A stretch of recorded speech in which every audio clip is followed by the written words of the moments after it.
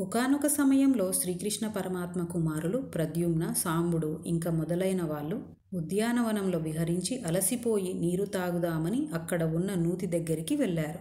ఆ నూతిలో పెద్ద ఊసరవెల్లి పడి ఉంది. దాన్ని బయటకి తీయడానికి పెద్ద తాళ్లు తెచ్చి ప్రయత్నించారు. కానీ దాన్ని బయటకి తీయలేకపోయారు. అందరూ శ్రీకృష్ణ పరమాత్మ దగ్గరికి వెళ్ళి విషయం చెప్పారు. శ్రీకృష్ణుడు నూతి దగ్గరికి వచ్చి తన ఎడమ చేతితో చాలా సునాయాసంగా బయటకి తెచ్చి అన్నారు, ఎందుకు ఇంత పెద్ద ఊసరవెల్లి ఆకారం పొందావు? ఊసరవెల్లి కృష్ణుడికి నమస్కరించి అంది, మహానుభావ, నేను ఇక్ష్వాకు వంశానికి చెందిన నృగమహారాజుని. నా గురించి నేను చెప్పుకోకూడదు, కానీ కృష్ణ, నేను ఎంతో ధర్మాత్ముడని. నేను చేసిన దానాలు లెక్క పెట్టలేరు. అన్ని రకాల దానాలు ప్రతిరోజు చేసేవాడిని. ఒకరోజు నేను గోవులని దానం చేసేటప్పుడు కశ్యపుడు అనే బ్రాహ్మణుడికి దానం చేశాను. ఆ కశ్యపుడు ఆవుని తన పెరట్లో కట్టి మరుసటి రోజు మేత కోసమని తాడు విప్పితే అది అలవాటు ప్రకారం దాని ఆవుల మందలోకి వెళ్ళిపోయింది. ఆ ఆవు నా దగ్గరికి వచ్చిందని గుర్తించలేక దాన్ని వేరొక బ్రాహ్మణుడికి దానమిచ్చాను. బ్రాహ్మణుడు ఆవుని తీసుకుని వెళుతున్నాడు. ఆవుని వెతుకుతున్న కశ్యపుడు బ్రాహ్మణుడి దగ్గరున్న ఆవుని చూసి, అది నాది, రాజు నాకు దానమిచ్చాడు అన్నాడు. బ్రాహ్మణుడు అన్నాడు, నేను ఇప్పుడే రాజు దగ్గర నుంచి ఈ ఆవుని దానంగా తీసుకున్నాను. వాళ్ళిద్దరూ గొడవపడి నా దగ్గరికి వచ్చి విషయం చెప్పి, నాకు దానం చేసిన ఆవుని నాకు ఇవ్వండి అని కశ్యపుడు అన్నాడు.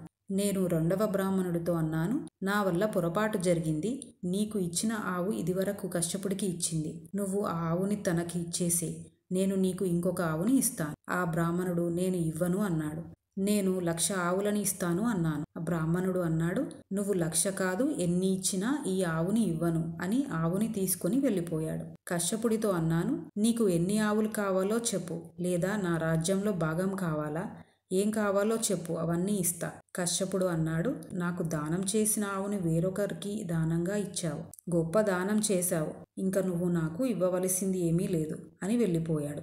కొంతకాలానికి నా శరీరం పడిపోయి నన్ను స్వర్గలోకంకి తీసుకెళుతుంటే దూతలు అన్నారు, మీరు అనుభవించవలసిన ఒక చిన్న పాపముంది. ఆ పాప ఫలితం అయ్యాక స్వర్గంకి తీసుకెళతాం. అప్పటి వరకు ఊసరవెల్లి అయి నూతిలో పడండి. అలా అప్పటి నుంచి ఈ నూతిలో ఉన్నాను. శ్రీకృష్ణ పరమాత్మ చేతి స్పర్శ వలన పాప ఫలితం పోయి దూతలు వచ్చి రాజుని తీసుకెళ్లారు. బ్రాహ్మణుడు అంటే తనకి భగవంతుడు ఏది ఇస్తే దానితో సంతృప్తి చెంది ఇది దైవానుగ్రహం అనుకునేవారు.